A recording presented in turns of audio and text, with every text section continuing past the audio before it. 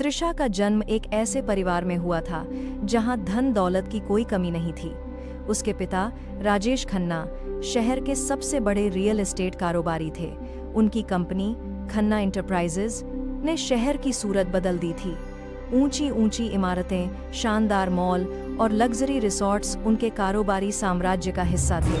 त्रिशा उनकी इकलौती बेटी थी और बचपन में वह अपने पिता की लाडली थी।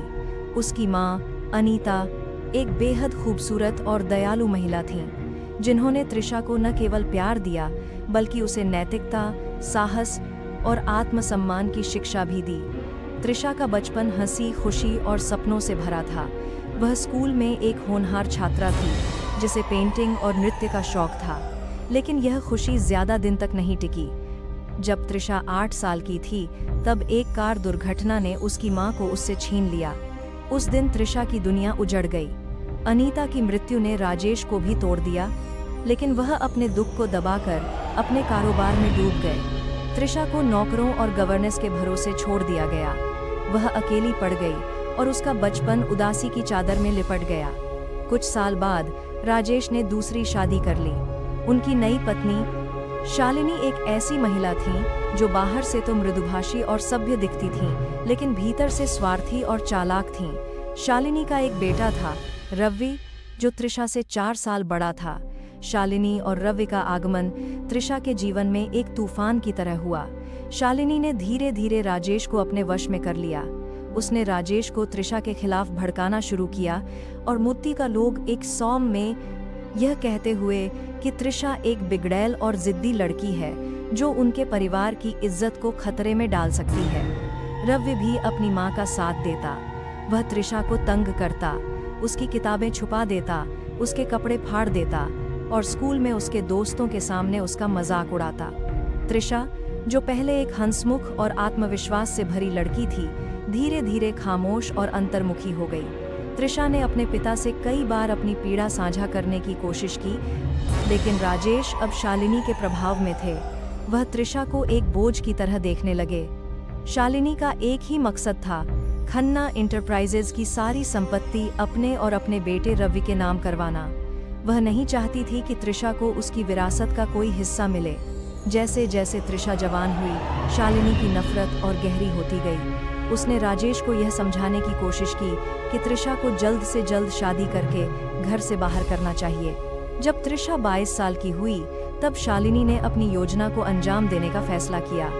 उसने अपने एक पुराने परिचित मिस्टर गुप्ता से बात की, जिन्होंने एक शादी का प्रस्ताव लाया।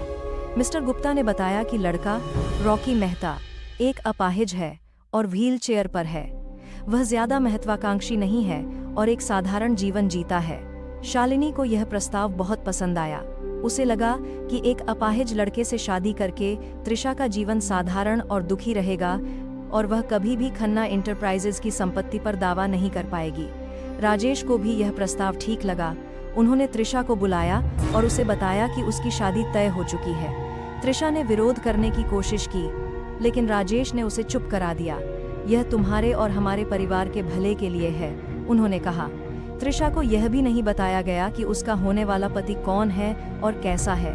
उसे बस इतना पता था कि उसकी शादी एक अपाहिज लड़के से हो रही है और उसके बाद अपाहिज लड़के से हो रही है, और अब सालों का भारत में पति है और दिशकी उन्हें सालकर में 19 साल करने वाले हैं। जानकारी है, शादी का दिन आ गया।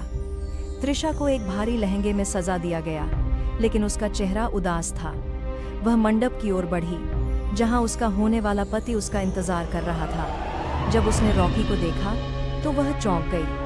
वह एक व्हील चेयर पर बैठा था, लेकिन उसके चेहरे पर एक अजीब सी शांति और आत्मविश्वास था। रॉकी का चेहरा साधारण था, लेकिन उसकी आंखों में एक चमक थी जो त्रिशा को अजीब लगी। शादी की रस्में पूरी हुईं और त्रिशा अब मिसेज रॉकी मेहता बन चुकी थी। शादी के बाद त्रिशा को रॉकी के घर ले जाया गया।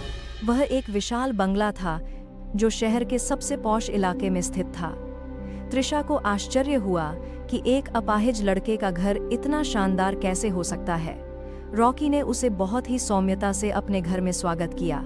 उसने कहा, त्रिशा, मुझे पता है कि यह शादी तुम्हारी मर्जी के खिलाफ हुई है, लेकिन मैं तुमसे वादा करता हूँ कि मैं तुम्हें कभी दुखी नहीं होने दूंगा। पहले कुछ दिन तृषा के लिए बहुत अजीब थे। वह रॉकी से दूरी बनाए रखती थी। उसे लगता था कि रॉकी की शारीरिक अक्षमता उसे कमजोर बनाती है और वह इस शादी को एक सजा की तरह देखती थी। लेकिन रॉकी का व्यवहार धीरे धीरे उसे बदलने लगा। रॉकी बहुत ही समझदार और दयालु था। वह तृषा की हर छोटी बड़ी बात का ख्याल रखता।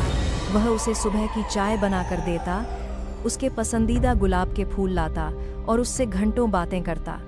तृषा को यह समझ नहीं आ रहा था कि एक अपाहिज व्यक्ति इतना आत्मविश्वास और खुशमिजाज कैसे हो सकता है।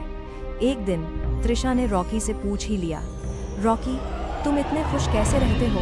तुम्हारी जिंदगी में इतनी मुश्किलें हैं, फिर भी तुम हार नहीं मानते। रॉकी मुस्कुराया और बोला, तृषा, जिंदगी ने मुझे बहुत कुछ सिखाया है। मैंने अपनी कमजोरियों को अपनी ताकत बनाया है। मेरे लिए यह व्हीलचेयर कोई कमजोरी नहीं, बल्कि एक चुनौती है जिसे मैंने स्वीकार किया है। उसी रात रॉकी ने तृषा को एक और आश्चर्य दिया। उसने उसे अपने ऑफिस चलने के लिए कहा। तृषा को लगा कि शायद रॉकी किसी छोटे मोटे काम से जुड़ा है, लेकिन जब वह रॉकी के साथ शहर की सबसे ऊंची इमारत में पहुंची, जिस पर मेहता कॉरपोरेशन का नाम लिखा था, तो वह हैरान रह गई। रॉकी उसे अपने ऑफिस में ले गया, जहां कर्मचारी उसे सर कहकर संबोधित कर रहे थे। तृषा को तब पता चला कि रॉकी मेहता शहर की सबसे बड़ी कंपनी मेहता कॉरपोरेशन का सीईओ है। तृषा का मुंह खुला रह गया। उसने रॉकी से पूछा, यह सब तुमने कैसे किया? तुम तो। वह अपनी बात पूरी नहीं कर पाई। रॉकी ने उसकी बात काटते हुए कहा, तुम कहना चाहती हो कि मैं एक अपाहिज हूँ, है ना? लेकिन तृषा, मैंने यह नाटक इसलिए रचा क्योंकि मैं चाहता था कि मेरी शादी एक ऐसी लड़की से हो जो मेरे पैसे या रुतबे के लिए नहीं, बल्कि मेरे दिल के लिए मुझसे प्यार करे। रॉकी ने तृषा को अपनी पूरी कहानी सुनाई। वह वास्तव में अपाहिज नहीं था।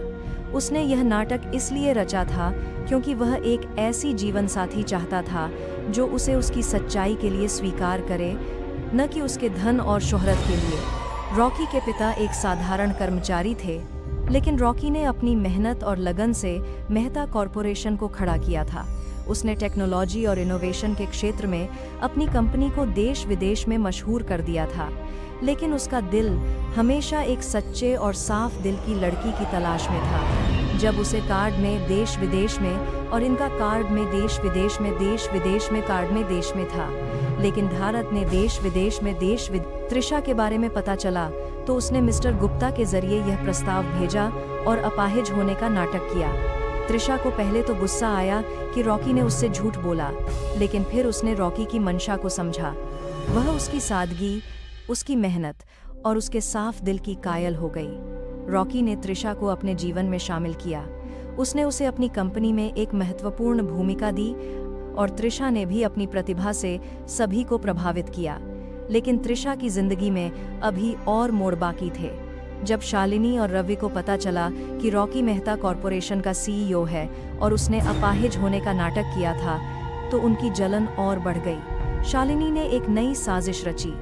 उसने राजेश को भड़काया कि तृषा अब उनकी संपत्ति हड़पने की कोशिश कर रही है।